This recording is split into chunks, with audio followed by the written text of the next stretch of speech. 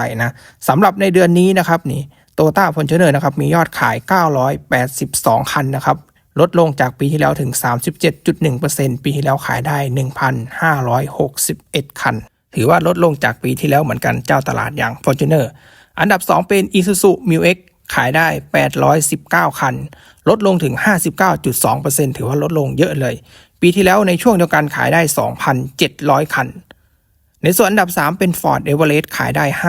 569คันลดลง 51.7%